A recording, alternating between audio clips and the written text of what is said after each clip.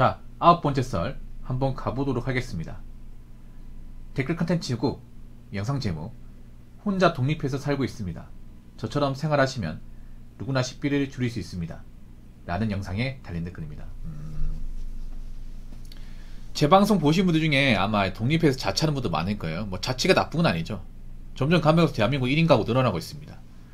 1인 가구가. 근데 1인 가구 늘어난다는 게 사실 좋은 건 아닙니다. 왜냐, 일단 혼자 사는 분도 아시겠죠. 혼자 살면 돈을 제대로 모은 분들이 많이 없어요. 이게. 돈을 모으기 힘들어요. 돈을 엄청 많이 버는 게 아닌 이상은 사실 사회초년생은 돈을 많이 못 벌어요. 근데 이제 직장을 이제 멀리 구하다 보니까 부모님하고 떨어져 살다 보니까 어쩔 수 없이 이제 자취한 분도 계실 거예요. 아마 서울은 1인 가구 절대적으로 많죠. 엄청나게 많아요. 근데 무조건 서울 간다고 돈을 다 많이 버는 게 아니거든요. 사회초년생은 지방이나 서울이나 크게 차이 안 납니다. 근데 문제는 이 생활비나 물가는 차이가 많이 나죠. 아주 많이 납니다. 이게 똑같은 원룸을 구해도 지방에서 한 30만원이면 충분히 구할 수 있는 거를 서울 가면 60, 70 주고 구해야 돼.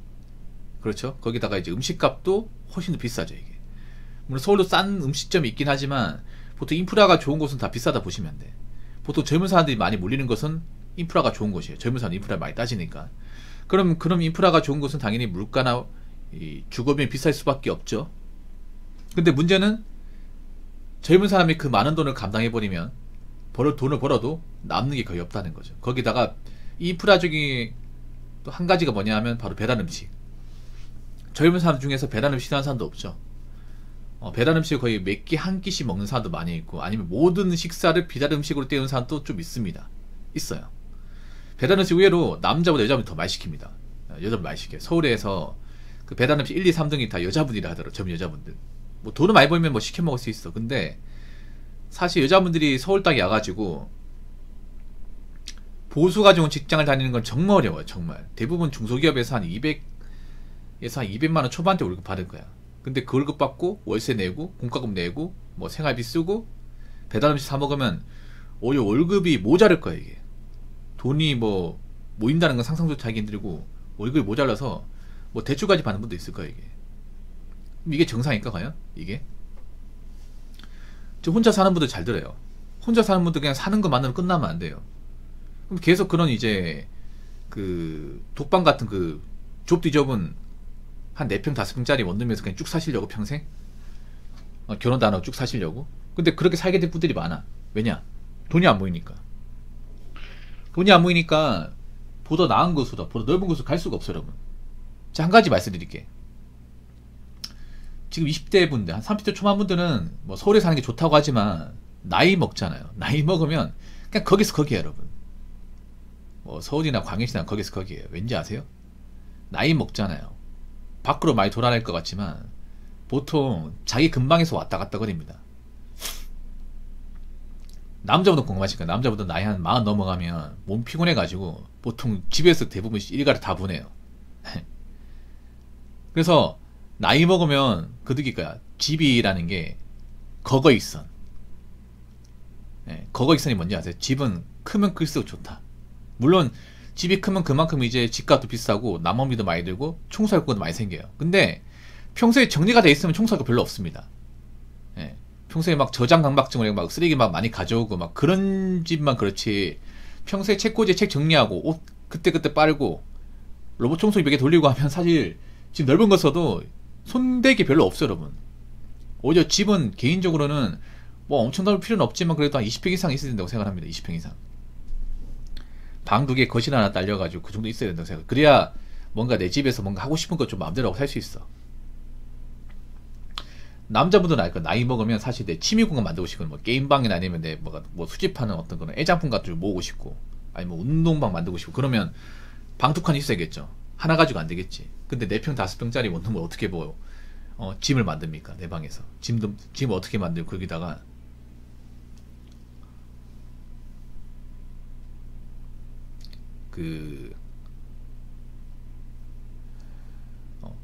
좀 보금자리 어떻게 만듭니까? 서울에서. 그러고 보니 양질의 일자리는 다 서울에 있어서 서울로 사람이 몰린다고 했는데, 정작 서울에 있으신 분들이 돈 모으기가 더 힘든 게 약간 딜레마의 느낌이 하네요. 양질의 일자리가 있다기보다는요, 양질의 일자리는 얼마 없어요. 서울도 얼마 없어요. 솔직히 까놓고 얘기하자면. 그럼 양질 일자리가 뭔지 서울에서 한번 얘기해볼까요? 일단 대기업 본사에서 일하는 거. 대기업 본사는 인원수가 몇 명 없습니다. 잘 뽑지도 않습니다. 그러면 지방에 상경한 사람들, 그 중에 지방대 나온 사람도 많을 거아니에요. 그 사람들이 그 서울 본사에서 일할 수 있을 거라 생각하십니까? 없죠. 그리고 증권회사, 금융권, 금융공기업, 지방대 출신들이 거기 들어갈 수 있을까요? 지방에서 나고 자라시면 거기 들어갈 수 있을까? 서울 사람도 못 들어가는데? 아니면 서울의 어떤 그런 병원들, 서울의 대학병원들, 그런 간호사나 이제 그런 쪽 일하는 분들 얼마 있을까? 잘 뽑을까요? 서울 사람들도 못 들어가는데? 그리고 방송국, 신문사, 언론사 이런데? 이런 데는 잘 뽑지도 않아요. 경쟁률이 막 수백 대 1이야. 그러면 지방에 상경한 사람들 중에 그런 곳에서 일할 사람들 얼마 있을까요? 그럼 그런 데 못 들어가면, 아까 제가 언급한 데 못 들어가면 당장 일할 수 있는 게 어딜까? 중소기업에 중소기업, 서울이 중소기업 굉장히 많아. 서울이 좋은 건 그게 있어요. 뭐냐면 그 중소기업 사무직이 서울에 좀 많이 있어 이게. 왜냐하면 서울은 오피스가 많다 보니까. 서울에는 도저히 특징을 잘 보자고요. 서울은 일단 공업단지가 없어요. 광역시는 공업단지 다 있죠. 다 있습니다. 대구, 부산, 대전, 광주, 울산 다 있어요. 공업단지가 다 있는데 서울은 공업단지가 없어요. 다 오피스 상권입니다. 그 말인즉슨 사무직이 있자니 많은데 이제 블루칼라 있자니 별로 없어요. 근데 그 블루칼라 중에 정말 돈을 많이 번다고 얘기할 수 있는 사람들이 얼마 있을까? 얼마 있을까요? 서울의 중소기업 검색해보면 나옵니다. 한 200만원 초중반대예요. 초중반. 지방보다 살짝 더 많이 버는 거야. 물론 그런 데라도 일할 수 있으면 다행이긴 한데 문제는 그 일해가지고 서울의 어떤 월세 생활비를 감당하고 나면 얼마나 남길 수 있을까요? 얼마나? 솔직히 말하면 서울은 다른 지역보다 돈을 더 많이 모아야 되지 않을까? 상대적으로. 그렇지 않습니까? 왜냐면 서울의 집값 비싸니까. 전세가 더 비싸지 않습니까? 생각해봐. 훨씬 더 많이 벌고 훨씬 더 많이 모아야 돼. 근데 과연 많이 모으는 사람들 얼마 있을까 이게? 아까 말씀드린 그런 중소기업 다니면서 그걸로 정말 쥐어짜린다 해도 달에 50 모으기도 좀 버겁고. 이게 문제가 된다니까. 내가 한 가지 말씀드리면 서울은 지금 도시빈민이 엄청 많아지면 도시빈민. 상당수의 도시빈민들이 거기에서 있잖아요. 거의 뭐 집도 못 구하고 사는 거야 이게. 평생 월세로 산다니까. 지금 내가 장난컨대 지금 젊은 사람들 중에 월세 사는 분들 있죠. 그분들 10년 뒤로 월세, 20년 뒤로 월세예요. 계속 월세 인생이야. 내 집 마냥 구경도 못하고 넓은 집 구경도 못할 거야. 앞으로 월세는 계속 올라가면 생각해봐. 서울은 월세 안 올라간다는 말이 안 돼. 안 돼요. 왜냐? 수요가 많잖아. 서울은 정말 진짜 난쟁이 똥자루 같은 집도 막 비싸게 받잖아요. 창고 같은 집도 막 개조해가지고 집으로 만들잖아. 왜냐? 그런 집도 찾겠다는 사람이 있으니까. 서울 보면 야 이게 집인가? 이게 감옥이 어떻게 집이야? 근데 그런 집도 방세 받잖아. 막 40만 받잖아. 근데 그걸 왜 만들어요? 이런 집도 찾는 사람도 있으니까.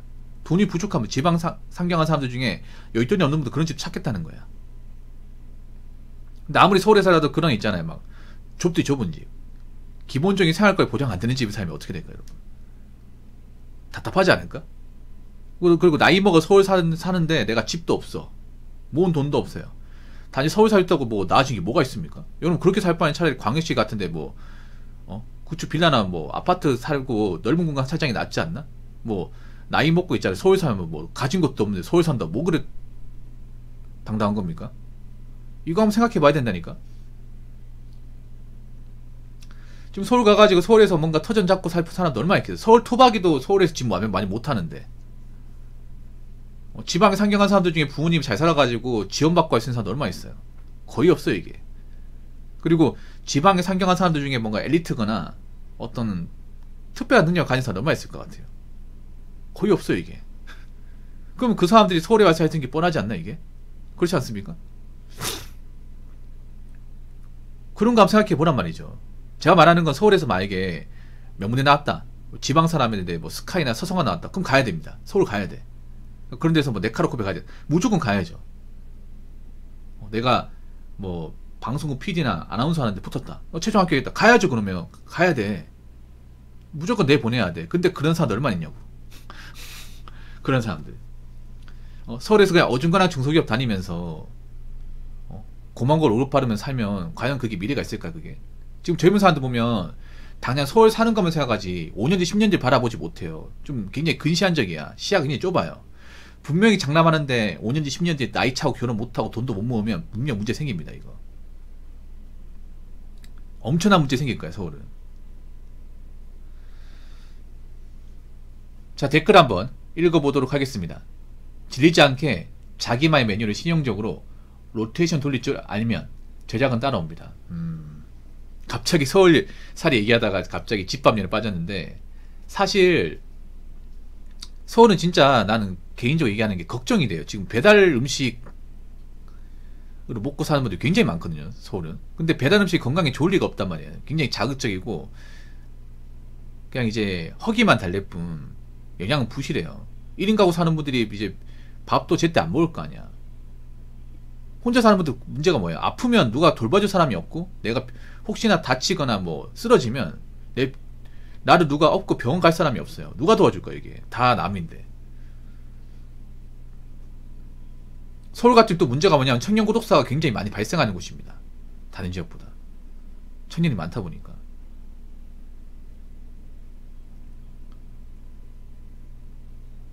이게 내가 뭔가 문제 생기면 도와줄 사람이 없어 이게 살다가. 그래서 먹는 거 잘 챙겨 먹어야 돼요. 건강을 더 신경 써야 됩니다. 혼자 사는 분들은. 제가 눈에 얘기하지만 혼자 사는 분들은 부모님이나 가족이랑 같이 살 때보다 훨씬 더 신경을 써야 돼. 근데 더 부실하게 먹어. 배달을 때운다거나 밥을 굶는다거나. 그럼 나중에 문제 안 생길까? 이게 나이 먹고 나서, 시간 지나고 나서. 아무튼 제가 그래서 집밥 먹으러 하는 거예요. 집밥을 하는 이유는 두 가지입니다. 첫 번째는 식비를 줄이기 위해서. 식비를 많이 줄여야 돼 이게. 두 번째는 건강한 식사를 하기 위해서. 예. 이제 끼니 때울 수 있고 거기다가 몸이 안 아프고 나중에 문제 안 생기게 할 수 있는 게 집밥이에요. 집밥. 그래서 제가 누누이 얘기하지만 배달 음식 아예 먹지 말라는 게 아니라, 배달 음식 정말 가끔씩 드시고 웬만하면 그 자취방에서 해 먹을 수 있는 있잖아요. 간단한 이제 요리 같은 거 많이 있거든요. 밑반찬 사고 밥은 간단하게 짓고, 뭐 정 밥 짓기 싫으면 뭐 즉석밥 먹고, 국은 간단하게 뭐 계란국이나 아니면 이제 반조리국 있잖아요. 그거 사가지고 때운다거나, 아니면 이제 간단 요리 같은 거 많이 있거든. 뭐 그런 거 좀 배워가지고 해 먹으면 배달 음식보다 더 나을 겁니다. 가게도 싸고. 그래서 혼자 사는 분들, 특히 서울에 자취하는 분들은 식비에 굉장히 좀 신경을 많이 써야 될 겁니다. 단순히 귀찮다고. 혼자 사니까 편하다고 배달 음식 계속 먹다가는 돈도 못 모으고 건강도 나빠지고 살은 살들어 찌고 악순환의 연속일 겁니다. 아시겠죠? 자, 이상으로 9번째 썰 마치도록 하겠습니다.